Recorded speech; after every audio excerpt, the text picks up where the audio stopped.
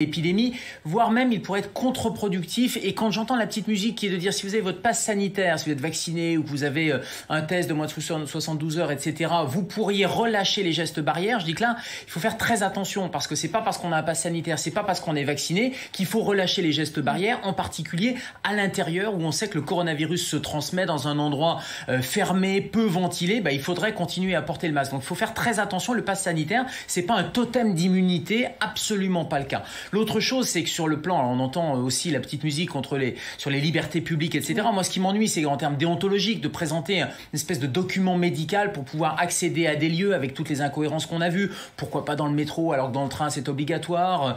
Ça sera pas pour toutes les populations non plus. Donc, je pense qu'il faut faire extrêmement attention. Il faut rappeler qu'il est limité, ce pass sanitaire. Il est limité en novembre, puisque le Conseil constitutionnel a donné une date butoir. Il faut pas que s'instaure dans la société cette espèce de facilité qui est de dire on va contrôler, on va fliquer tout le monde avec un pass sanitaire, avec des choses qui sont sur des données médicales extrêmement sensibles, que finalement il y a une espèce de digue du secret médical qui soit rompu. Sur le port du masque, effectivement, ça nous paraît un peu contradictoire. Les décrets d'application ont été publiés hier.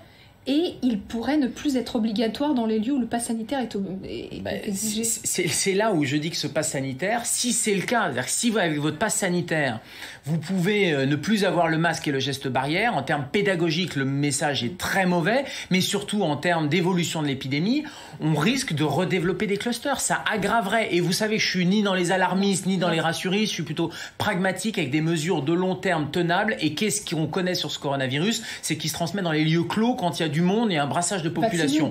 Vacciné ou pas, on sait très bien que le vaccin ne protège pas à 100%. Donc, aller conditionner la levée des mesures barrières, en particulier dans des lieux clos, qui sont des lieux de forte propagation, surtout s'il y a des supercontaminateurs, ça serait vraiment une bêtise sans nom et ça ferait redévelopper les clusters. On peut parler de l'hôpital aussi. Vous savez que l'hôpital où il y a le contrôle du pass sanitaire, et je vais juste ouvrir une parenthèse, la Fédération hospitalière française a estimé à 60 millions d'euros par mois le coût de contrôle de ce pass sanitaire à l'hôpital. Embaucher des vigiles, de 15 à 40 vigiles, etc. Je ferme la parenthèse parce qu'avec ces 60 millions d'euros, qu'est-ce qu'on pourrait faire? On pourrait embaucher des soignants, on pourrait faire plein d'autres choses, voire même construire des hôpitaux. Mais c'est pas ça qui va empêcher les clusters dans les hôpitaux. C'est-à-dire que vous avez beau avoir mis en place ce pass sanitaire, si vous ne faites pas des opérations de contrôle des personnels avec des systèmes d'autotest ou de tests rapides extrêmement régulièrement, c'est-à-dire des opérations de dépistage dans les hôpitaux toutes les semaines, pass sanitaire ou pas, on aura des clusters encore. Donc on voit bien que c'est absolument pas une garantie, une assurance vie complète. Olivier Véran disait que c'était pour en faire des sanctuaires.